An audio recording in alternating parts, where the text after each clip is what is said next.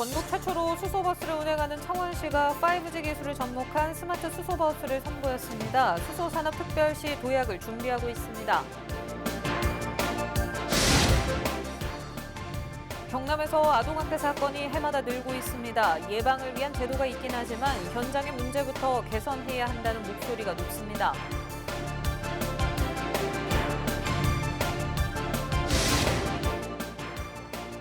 산청군 당성면 인근 도로에서 중학생 축구클럽 버스가 가로수를 들이받아 학생 한 명이 숨진 것으로 나타났습니다.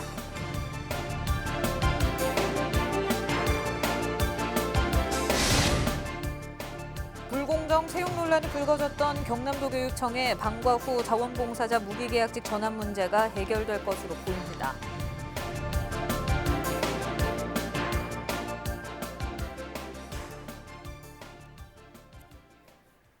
시청자 여러분 안녕하십니까? 헬로티비 뉴스 경남입니다. 전국 최초로 수소버스 운행을 시작한 창원시가 5G 기술을 접목한 스마트 수소버스를 선보였습니다. 창원시는 수소버스 등 수소와 관련된 이동수단 사업을 중심으로 수소산업특별시 도약을 준비하고 있습니다. 이 소식 표영민 기자가 전해드립니다.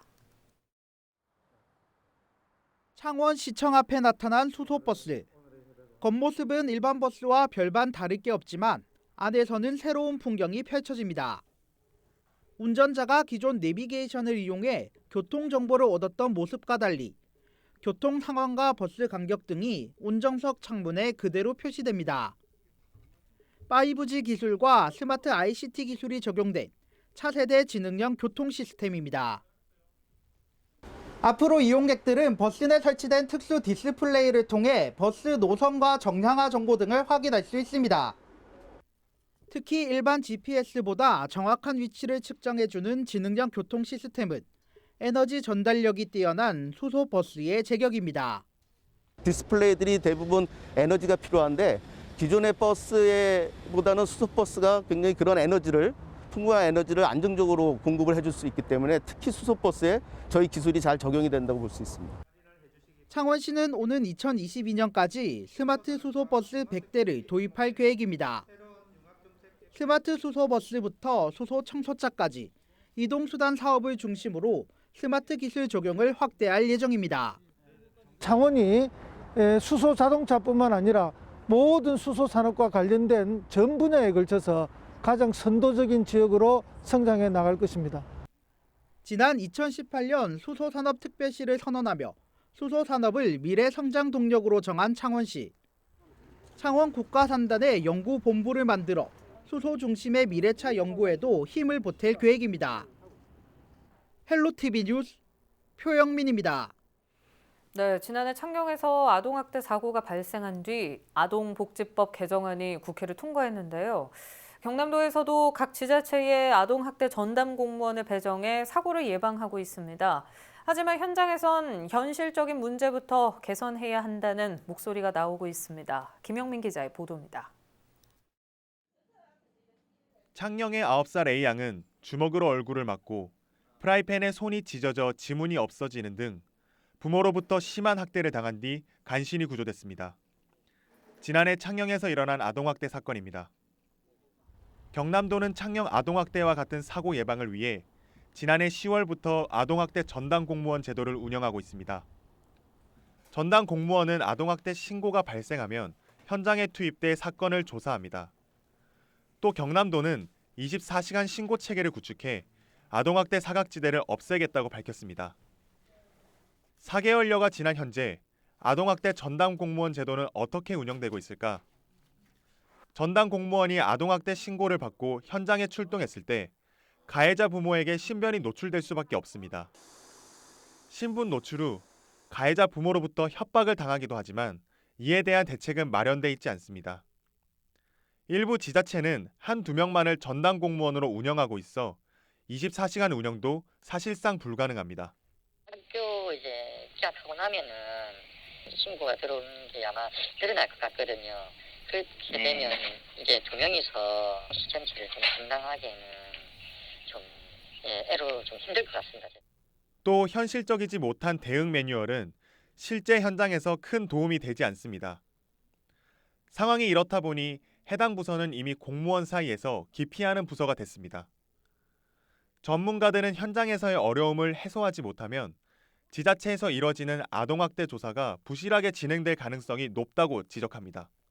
졸속으로 시행이 됐다고 생각을 해요. 2020년 3월 달에 이미 시행령이 나왔는데 2020년 10월 돼서야 부랴부랴 이렇게 이제 뽑았고, 또한 이 처우도 처우고 근무 시간도 더 늘어났고, 그리고 뭐 신변을 보호해 주는 것도 아니고, 이러다 보니까 기피할 수밖에 없는 건데. 최근 3년간 경남에서 112에 신고된 아동학대 건수는 2018년 514건, 2019년 640건, 2020년 897건으로 해마다 증가하고 있습니다. 경남도는 제도의 문제를 파악하고 보완해 나가겠다는 계획입니다. 전담 공무원들이 업무 부담을 많이 느끼고 있는 것으로 저희도 알고 있습니다. 그래서 일선 현장의 어려움에 대해서 중앙정부에 건의할 것은 적극 건의를 하고, 또 다른 아동학대 피해자가 나오지 않기 위해서는 현실을 반영한 촘촘한 보완책이 필요합니다. 헬로티비 뉴스 김영민입니다. 입춘을 코앞에 두고 봄이 오는 걸 시샘하는지 다시 기온이 뚝 떨어졌는데요. 이번 추위는 어느 정도인지 또 언제까지 이어질지 김승배 기상산업협회 본부장과 이야기 나눠보겠습니다. 안녕하십니까? 네, 안녕하세요. 네, 반갑습니다. 지난 주말에는 날씨가 꽤 포근했거든요. 그런데 이번 주는 조금 추워진 것 같습니다. 날씨 변화가 잦은 것 같은데 왜 이렇게 다시 기온이 떨어졌을까요? 네, 이일 아침 서울 영하 8.2도까지 떨어졌습니다. 돌이켜보면 지난 1월 6일 서울 영하 18.6도까지 떨어지는 올겨울 가장 추운 날씨를 보인 이후 그 추위와 누그러짐이 뚜렷하게 반복되는 삼한사원이 뚜렷하게 나타났는데, 올겨울 우리나라 전형적인 겨울 날씨 특징을 보인 이유가 북극에서 찬 공기가 남쪽까지 쳐져 내려오면 기온이 뚝 떨어지고, 다시 남쪽에서 따뜻한 공기가 치고 올라가면 날씨가 풀리는 그런 뚜렷한 현상이 반복이 되고 있는데, 지난 주말에 전국이 영상 날씨를 보이면서 포근한 날씨에 이어서 바로 또 이일 아침 영하로 뚝 떨어졌습니다. 네, 그렇군요. 그럼 이번 추위는 언제까지 이어지는지 또 기온이 더 떨어질 걸로 보이는지 앞으로 날씨 전망 어떻게 하십니까? 네, 그 올겨울 삼한상이 뚜렷이 나타난다고 아까 말씀드렸는데, 이번 추위도 그리 오래 가지는 않을 겁니다. 3일 아침 기온도 2일 아침처럼 영하 한 8도 내외의 기온을 보이겠고, 4일 영하 한 6도 내외, 5일 아침까지 영하의 기온을 보이다가 5일 낮부터는 완전히 날씨가 풀리는 그런 날씨를 보여서 이번 추위는 한 3일 정도의 반짝 추위가 될 것 같습니다. 네, 추위가 길지는 않을 것 같아서 다행인 것 같은데요. 눈이나 비 소식도 혹시 있을까요? 네, 이런 추위가 찾아오는 와중에 북쪽으로 저기압이 지나면서 3일 밤과 4일 아침 사이에 비나 눈이 올 것으로 보이고, 기온이 낮은 그 강원도 산간 지역, 특히 중부지방, 고도가 높은 지역에서는 제법 많은 눈이 그 3일 밤과 4일 아침 사이에 내릴 가능성이 있습니다. 네, 알겠습니다. 이번 추위가 올겨울 마지막 한파일지도 궁금한데 다음 주면 설 연휴지 않습니까? 명절 동안 날씨는 어떨까요? 이번 2월 12일이 올 설인데, 이 설날까지 그렇게 강한 추위가 나타나지는 않을 것으로 보입니다. 설날 아침과 낮 기온이 중부지방에서도 영상권에, 그래서 따뜻하지는 않지만 쌀쌀한 날씨, 그다지 강한 추위 없는 설날이 될 것으로 보입니다. 비나 눈도 내리지 않을 것으로 보입니다. 네, 알겠습니다. 오늘 말씀 여기까지 듣겠습니다. 고맙습니다. 네, 고맙습니다. 네, 경남 지역 날씨 관련해 김승배 기상산업협회 본부장과 이야기 나눠봤습니다.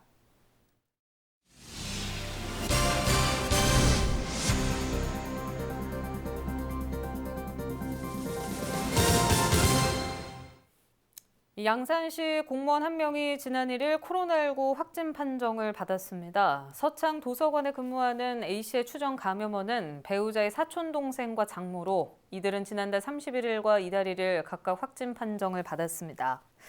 A씨는 지난달 23일 장모 집에 자녀들을 잠시 맡기는 과정에 감염된 것으로 추정되며 같은 날 확진 판정을 받은 딸과 사천 생활치료센터에 입소해 있습니다. 양산시는 A씨 동선의 노출자를 대상으로 검사를 진행 중입니다. 한편 서창도서관은 소독을 완료한 뒤 3일부터 정상 운영될 계획입니다. 2일 낮 12시 30분쯤 산청군 단성면 인근 도로에서 중학생 축구 클럽 버스가 가로수를 들이받는 사고가 발생했습니다. 이 사고로 버스에 타고 있던 15살 학생 A군이 크게 다쳐 병원으로 이송됐지만 끝내 숨진 것으로 알려졌습니다. 또 전세버스를 운전하던 61세 B씨와 14살 C군 등 3명이 크게 다쳐 인근 병원에서 치료를 받고 있습니다. 이 버스에는 감독과 코치, 학생 등 모두 31명이 타고 있었으며 사고 조사 과정에서 일부 탑승자들이 안전띠를 착용하지 않은 것으로 확인됐습니다. 경찰과 소방당국은 브레이크 파열로 사고가 난 것으로 보고 정확한 사고 원인을 조사하고 있습니다. 불공정 채용 논란이 불거졌던 방과 후 자원봉사자의 무기계약직 전환 문제가 해결될 것으로 보입니다. 경남도 교육청은 방과 후 자원봉사자를 면접과 채용, 일반 공개 경쟁 등 3단계로 구분해 무기계약직인 공무직으로 선발하기로 했습니다. 현재 경남 지역 방과 후 자원봉사자는 346명이며 전환심의 대상자는 334명입니다. 창원 지역의 전통시장에서 5만 원을 쓰면 온누리 상품권으로 5천 원을 돌려받을 수 있습니다. 창원시는 설 명절을 앞두고 전통시장 소비 활성화를 위해 일정 금액을 쓰면 온누리 상품권을 주는 이벤트를 진행한다고 밝혔습니다. 특히 전통시장 한 곳에서 하루 30만 원을 쓸 경우 최대 3만 원까지 상품권으로 받을 수 있습니다. 전통시장 상인의 사무실에서 가게 영수증을 보여주면 혜택을 받을 수 있고 당일 사용한 영수증만 합산이 가능합니다. 설 명절 기간 전통시장 주변 도로의 차량 주정차가 한시적으로 허용됩니다. 시군별 실정에 따라 탄력적으로 운영되며 주정차 한시 허용 시장은 김해 동상 외동 삼방시장, 양산 남부 덕계 서창시장, 거제 장평 신부 고현 옥포국제 옥수시장입니다. 이 허용 기간은 설 연휴를 포함해 10일 동안이며 오전 9시부터 오후 6시까지 주정차할 수 있습니다. 고성군은 주식회사 QTT와 이일군청 중회의실에서 비대면 구강보건관리 협약을 맺었습니다. 이번 협약을 통해 코로나19로 치과나 병원 방문이 어려운 사회복지시설 입소자와 장애인 등이 비대면 구강보건관리를 받을 수 있게 됐습니다. 또 스마트폰 앱을 활용한 인공지능 자가검진과 구강교육 등도 진행할 예정입니다. 통영시가 한국수산업경영인 통영시 연합회와 함께 2일 대구 자어 방류 행사를 열었습니다. 코로나19 영향으로 축소 진행된 이번 행사는 그동안 수정란에 방류하던 방식에서 벗어나 대구 자어 700만 마리를 방류했습니다. 이 겨울 대표 어종인 대구는 최근 어획량이 급감하면서 통영시가 지난 2007년부터 방류 사업을 벌이고 있습니다. 통영시가 케이블카 등 5개 지역 관광시설을 대상으로 입장권 온라인 판매를 시작합니다. 입장권 온라인 구매가 가능한 관광시설은 통영 케이블카와 육지선 모노레일, 디피랑, 어드벤처타워, 통영 VR존 등 5곳입니다. 입장권은 쿠팡과 위메프, 옥션, 지마켓, 11번가, 네이버 등 23개 온라인 채널에서 최대 40% 할인된 가격에 구매할 수 있습니다. 한편 통영시는 2월 한 달 동안 공식 블로그와 페이스북, 인스타그램을 통해 예매 인증 이벤트를 진행합니다. 백두현 고성군수가 지역 내 어르신 한파 쉼터 2곳을 방문해 시설 이용 실태를 점검했습니다. 쉼터를 찾은 백군수는 어르신들의 불편사항을 듣고 발열 체크와 이용자 명부 작성 등 코로나19 방역수칙 준수 여부를 확인했습니다. 고성군은 지난해 12월부터 경로당 이용이 어려운 어르신들을 위해 122곳의 한파 쉼터를 운영하고 있습니다.